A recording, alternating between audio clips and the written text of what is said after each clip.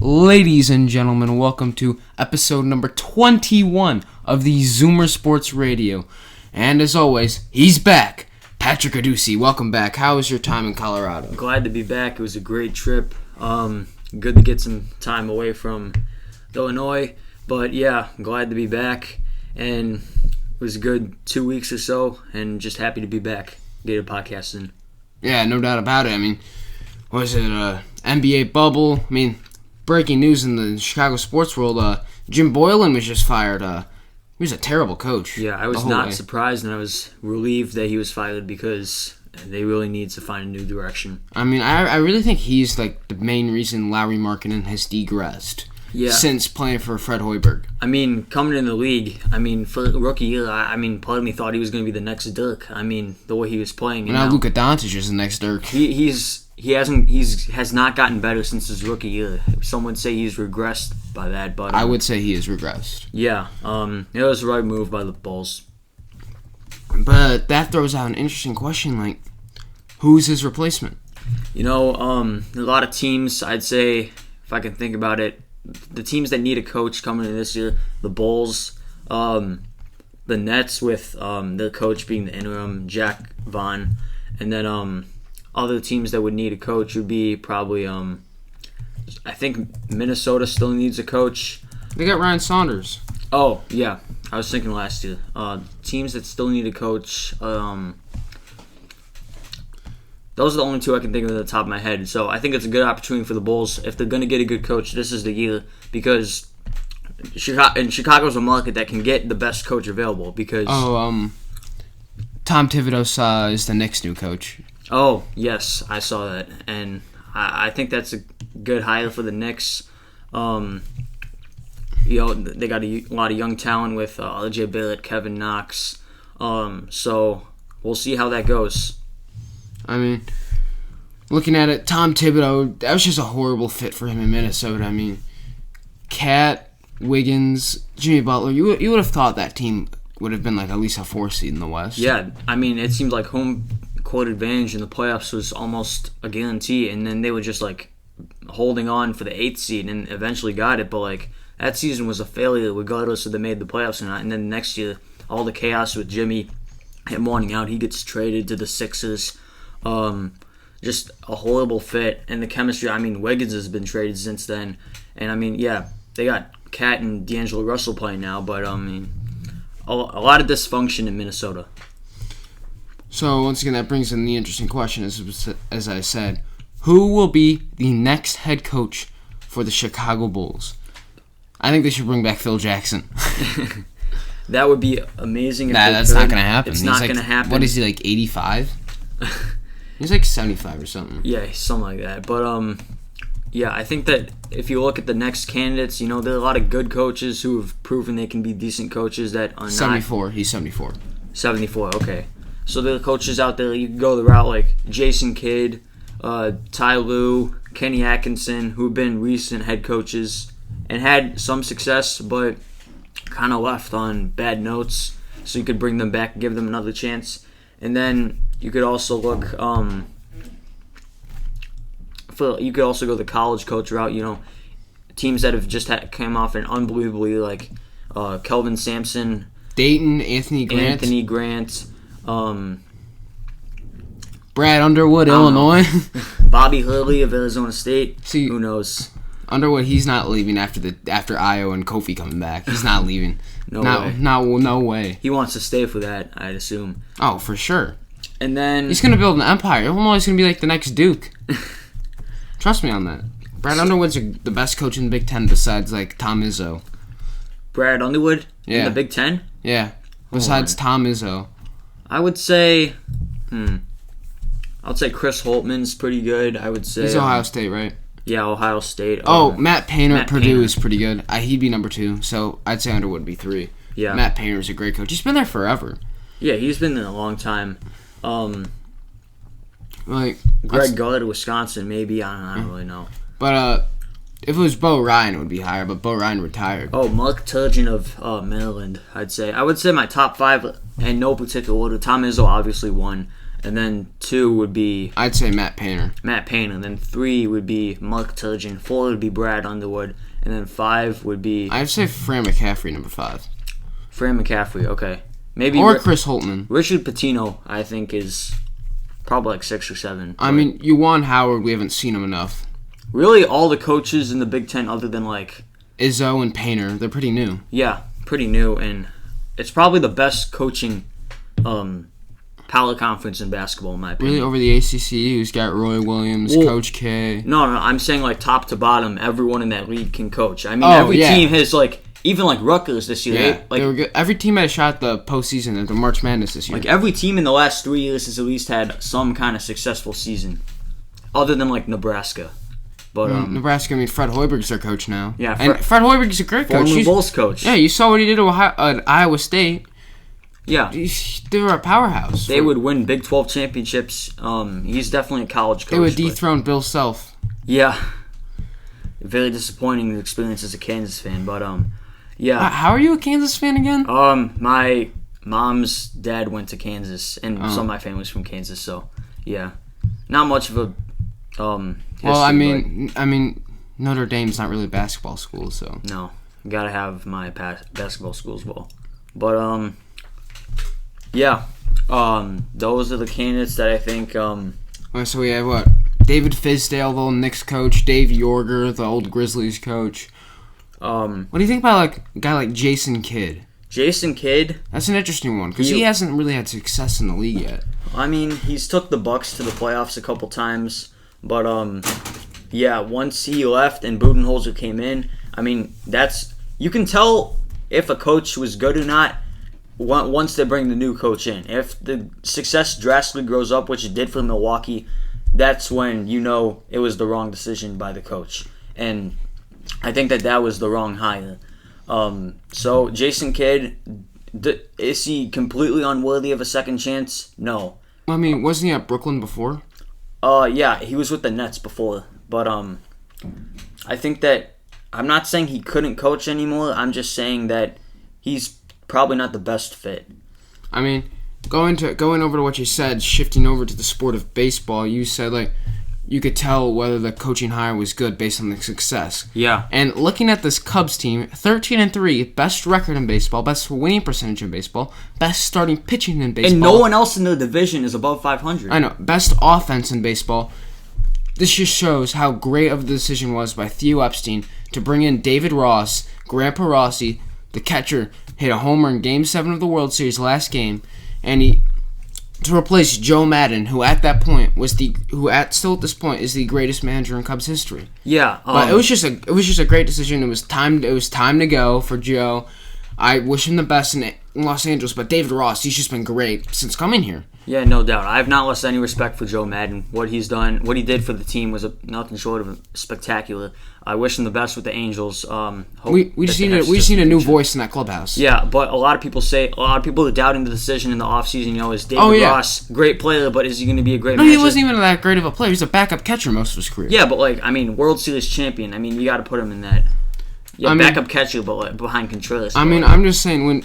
A lot of people were skeptical when the Cubs hired David Ross. That's what I'm saying. They're like, no, he's not the guy. They should have took Joe Girardi, who's in the Phillies now. Look at the Phillies. What are they, 500 at best? Yeah, but look at the Cubs now. Rizzo had that awesome streak, 4 homers in 5 games. Granted, he's Contreras has had a great year. Ian Happ has been having a great year. Ian Happ should win Comeback Player of the Year because if you remember last year, he was in AAA. He was in the minor leagues until August.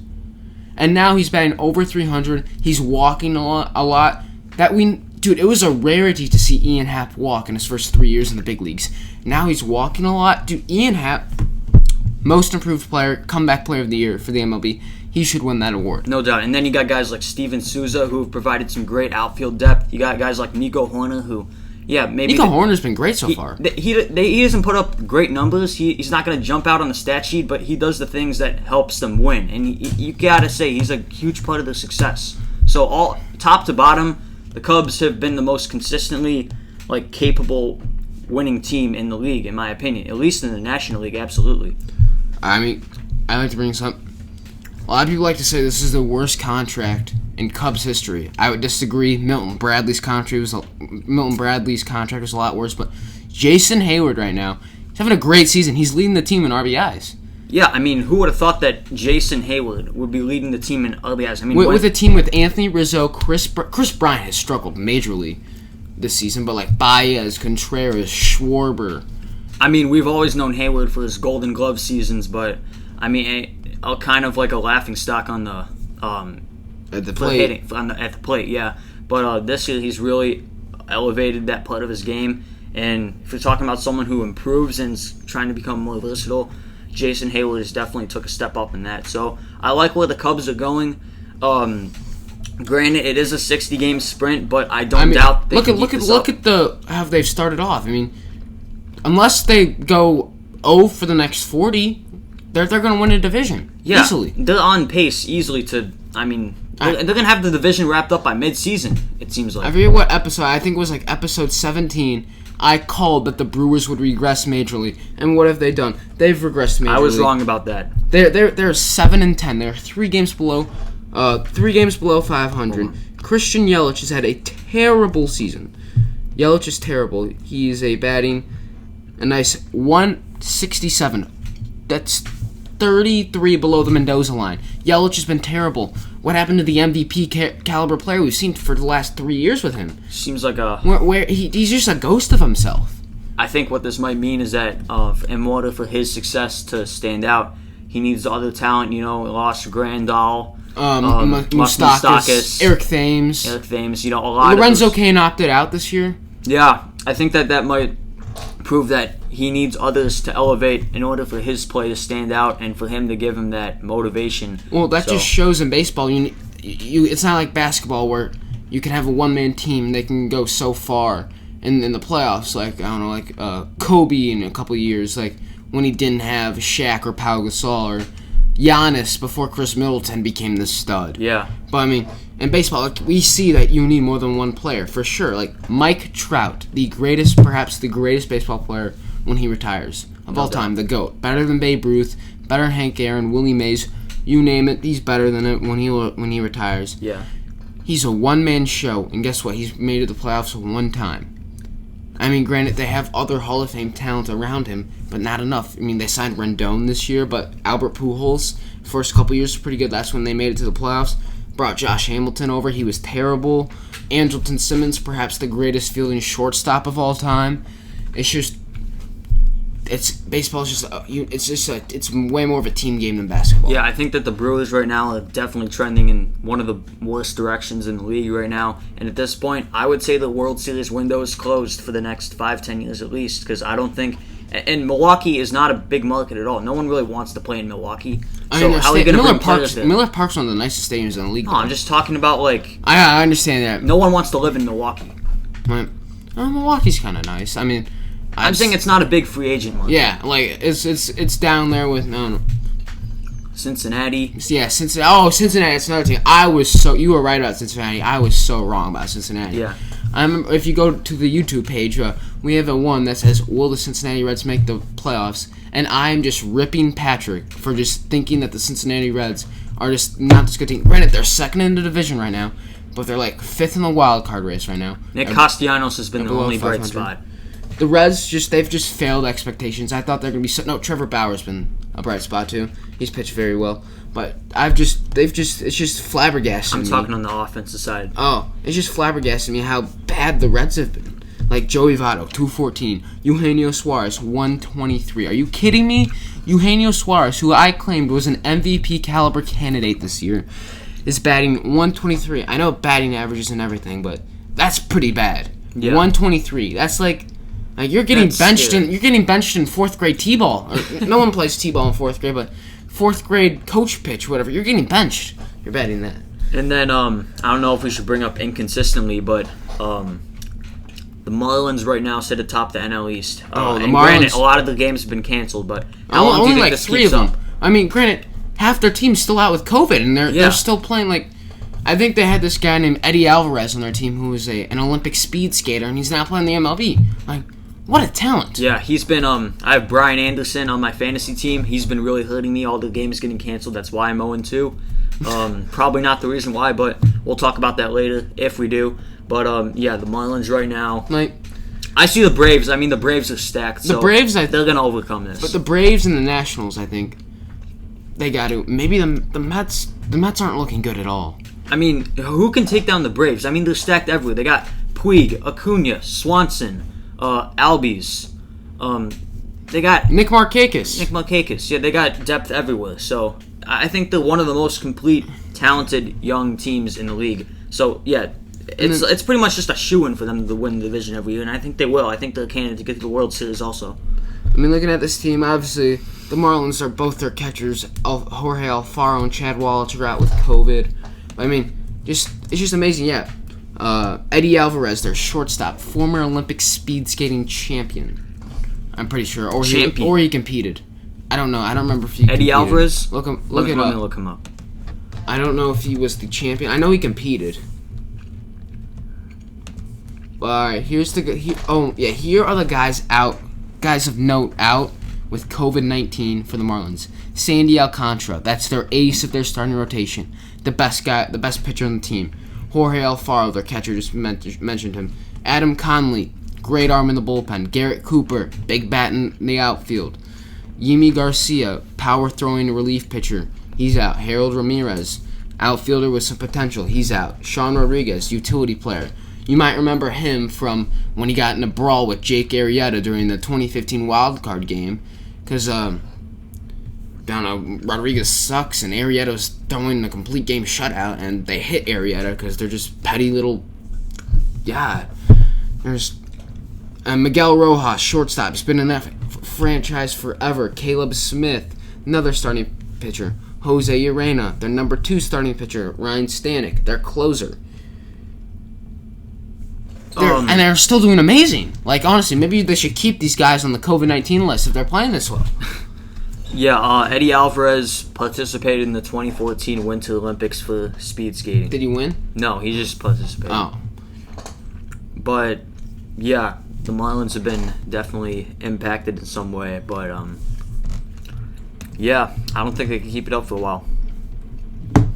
And then, let's move on. I mean, Cubs, best team in baseball. They're going to win the World Series. No doubt. Hopefully by the World Series, fans can be in, because everyone wants to see the Cubs win the World Series again. No doubt. So us rowdy, annoying Cubs fans can just yell at the world again that we're number 1 and, like, screw 108 years. It doesn't matter. We're the World Series champs again. I want that feeling back from 2016, and I don't think it will be the same unless there's fans in the stadium at least half or a third capacity. Same.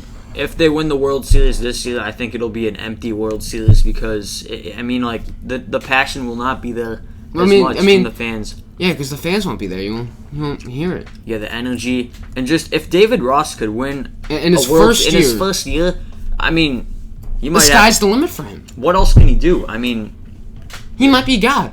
David Ross might be God. He won't have to prove anything else. He'll have this team on a roll, and yeah, granted, baseball's not a sport where you're not supposed to win year after year after year, but I mean, the last team to do it was the Yankees, the late 90s Yankees. It's weird to say this as a manager, but he might be changing the game. He might be changing the future of the Cubs, and the momentum at which they're playing was unbelievable. Could never have thought this.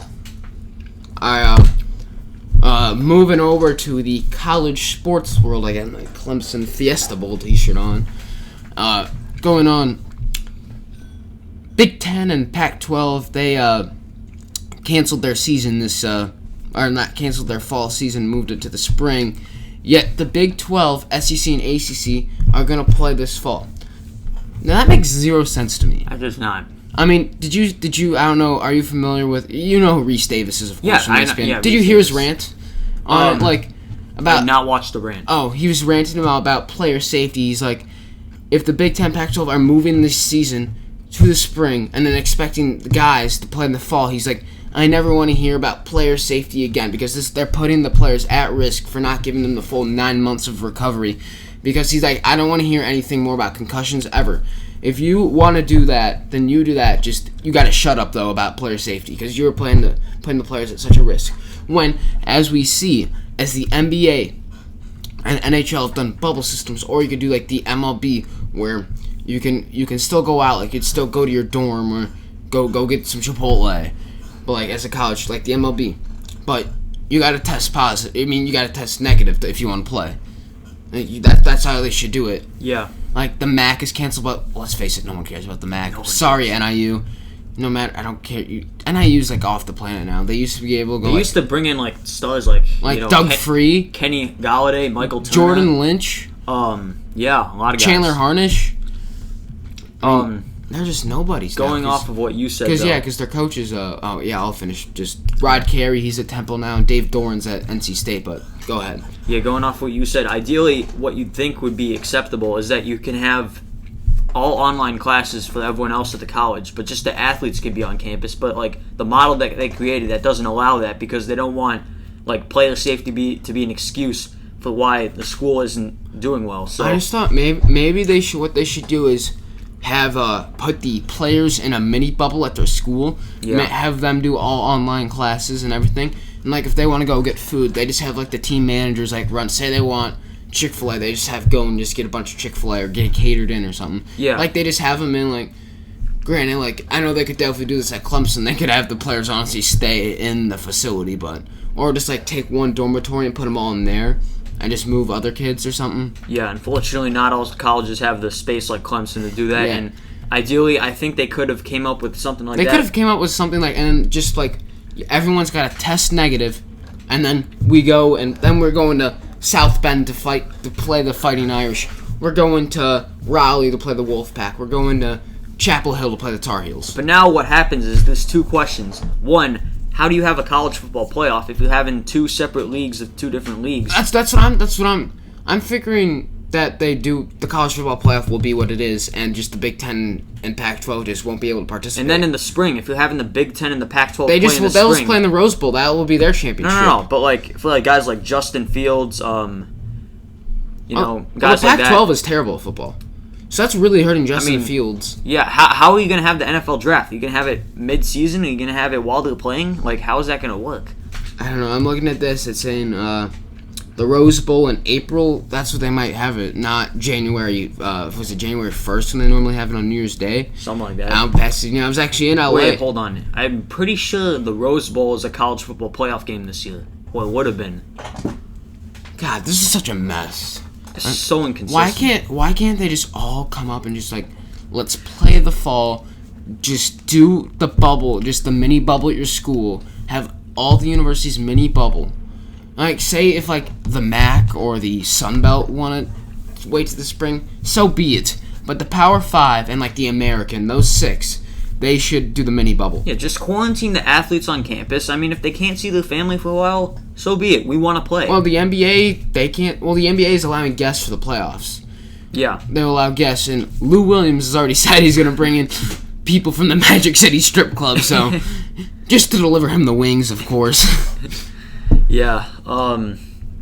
But I just think that there's so much more that could have been done to have a season. I mean, I remember Joel Klatt was talking like, I absolutely guarantee there will be college football this year. Now look what's happening. Completely unraveling. But, yeah. Who knows? And just, I could not imagine college football being played without fans. It would not bring the excitement that Imagine watching brings. College Game Day.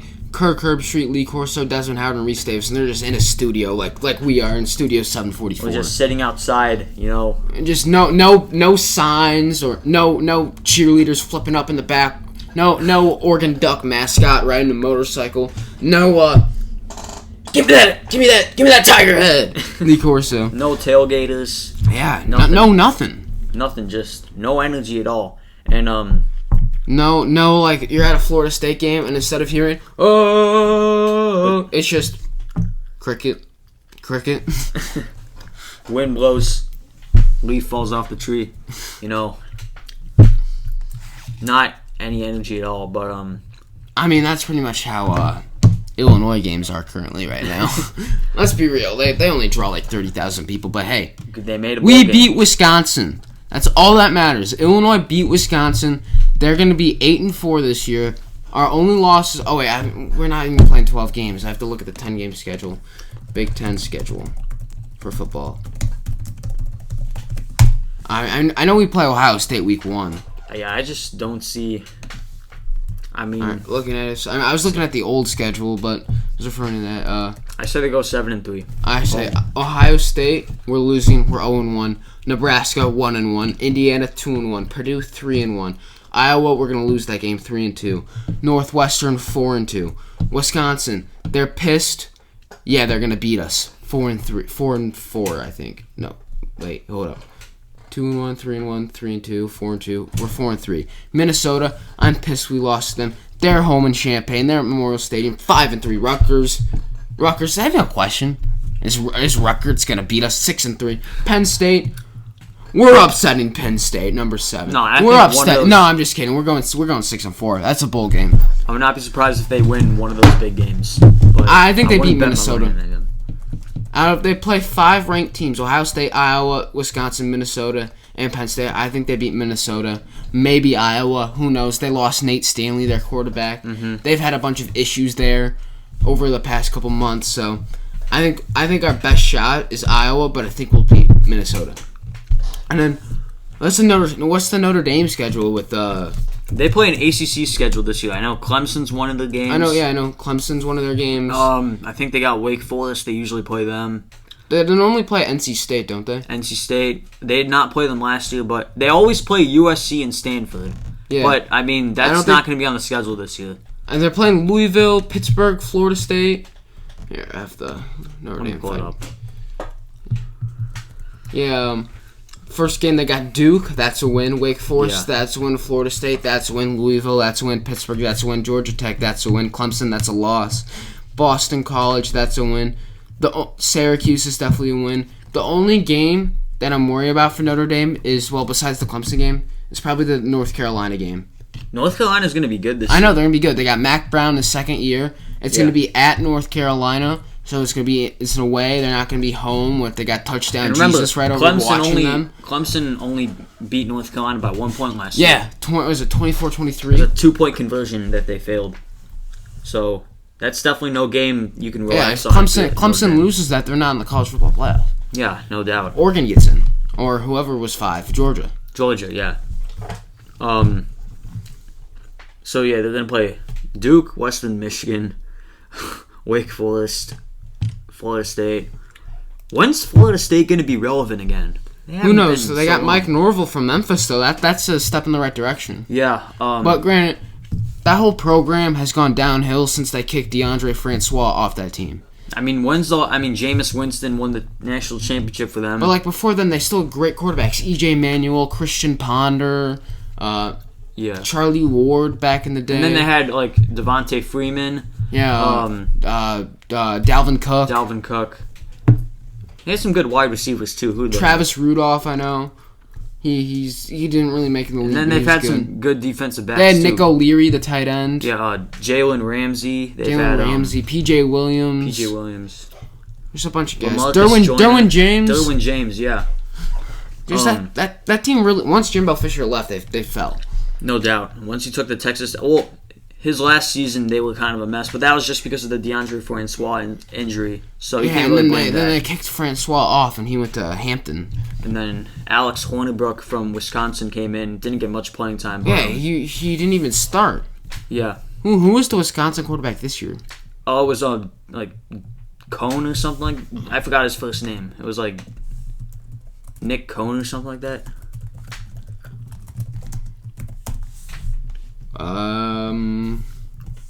For Wi-Fi.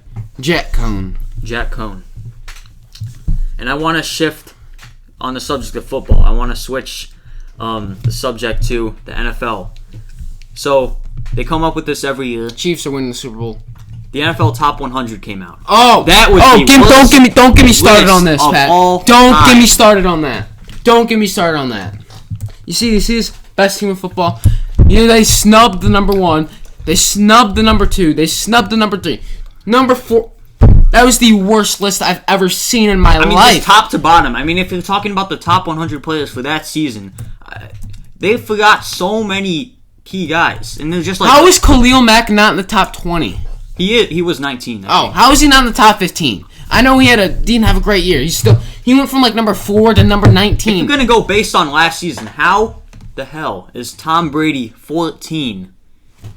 Like, Tom Brady was not that good. It's top 100 players of last season. It's not in general. Like, I remember, like they contradict the list. Like, what is top? How is Michael Thomas number 5 over Christian McCaffrey and DeAndre Hopkins? Derrick Henry's number 10. What is this? And then how's Aaron Donald still number 3? And then Carson Wentz. He was playing with lawn furniture as wide receivers. He lost Alshon Jeffrey, Deshaun Jackson, and Nelson Aguilar, his top 3 wideouts. He lost all of them, and he carried them to the playoffs and beat the Cowboys with Dak. Made the list. Zeke made the list. Amari Cooper made the list. 2 offensive linemen made the list. Jalen Smith made the list. Just a stacked team, and then Carson Wentz doesn't even make the list? What are they doing? The NFL literally just rigged it's just rigged for Cowboys, Patriots. They sympathize with Brady. Like, it's just a terrible list. Don't get me started on how Patrick Mahomes, the best quarterback in the league, the best player in the league, is not number 1. Lamar Jackson number 1. I don't get that. How was Russell Wilson higher than Pat Mahomes? I would have bet my credit card that Patrick Mahomes was number 1. Like, no, I mean, Lamar Jackson is technically the MVP. I will say, Pat Mahomes should have at least been 2. No. If you're going based on the regular season, Lamar Jackson definitely was number 1. Russell Wilson, I mean, if you're really going to look into it, you could say he was 2, just based on the fact that he doesn't have he's got Tyler Lockett and DK Metcalf, obviously, but, like, he doesn't have, like, the top receivers, so, like, he was carrying that team. But DK Metcalf is pretty good. He made the list, I'm pretty sure. Let me see, like, who made the list. I don't want to see the top 10. I want to see the top 100. Yeah, it's showing top 10. I know. Where's the... Oh, here we go. The list. Okay, let's go from... Okay, here it is. Oh, it has the 10 snubs also. Where's Travis Kelce? Travis Kelce was 18. George Kittle was 7. So if we said on one of the earlier episodes, they were literally the same player. They were the same player, so they should be like within 2 spots at most. Yeah. George Kittle, I don't get how do you put George Kittle over Derrick Henry, who had like the greatest season in Tennessee Titans history. I mean, I think if you're talking about he won the rushing title. How do you put George Kittle over Stephon Gilmore, the best second defensive back in the league? And then, yeah, I'm looking down the list. And how was Michael Thomas 5? Michael Thomas 5. Yes, he's a top 10 player. He's not 5. He's not a top 5 player. I would say if we're going by actual receivers, he's probably the 3rd best receiver in the league behind Julio and Hopkins. DeAndre Hopkins. Yeah.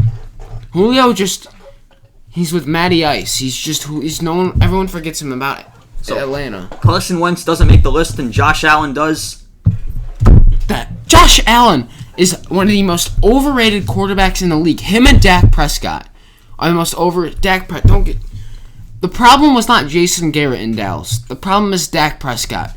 He pads his stats against bad teams, but he is terrible when he plays teams above 500. Terrible. Why do you think the Cowboys are always 9-7? Because they can't beat teams above 500, and they feast on the Washington Redskins of the league, the New York Giants of the league, the terrible teams. They just feast on them. And you're telling me that Dak Prescott is ranked number 46 on this list? Dak Prescott should not have made the list. He should not be even near the 100.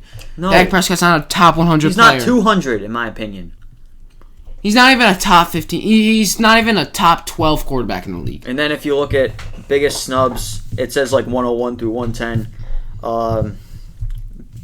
Kyle Van Noy, he should have made the list. He had a great season for the Patriots.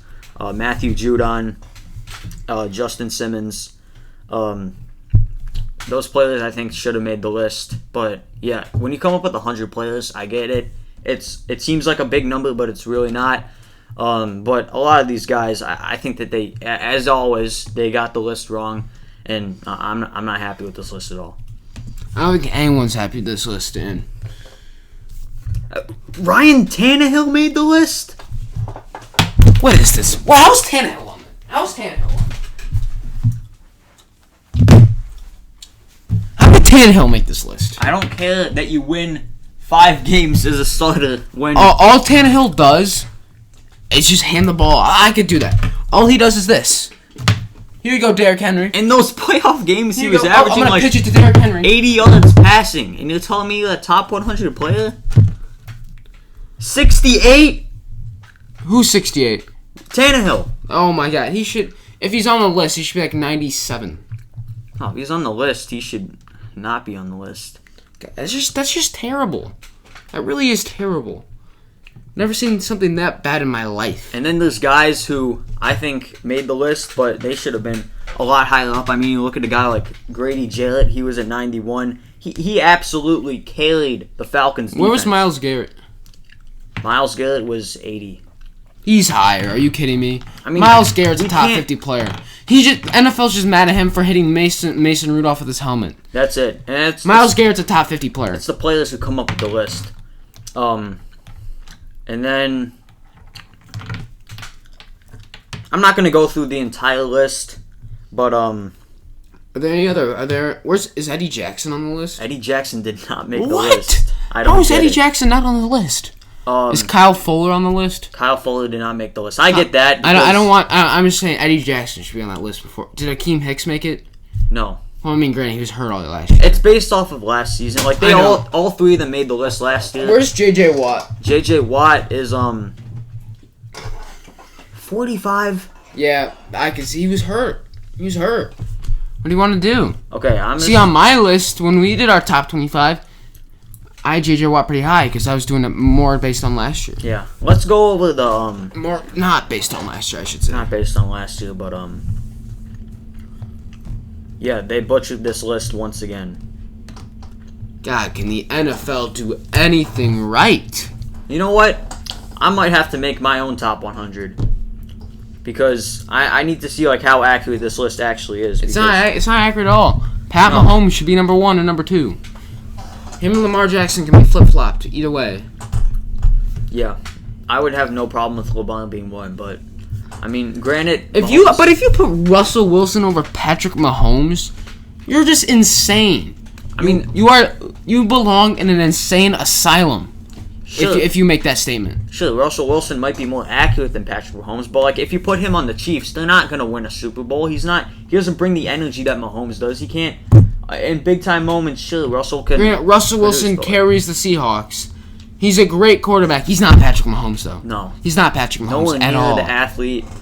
Sure, Patrick Mahomes. Russell Wilson's a great athlete though. I mean, he played Major League Baseball in spring training. Yeah, but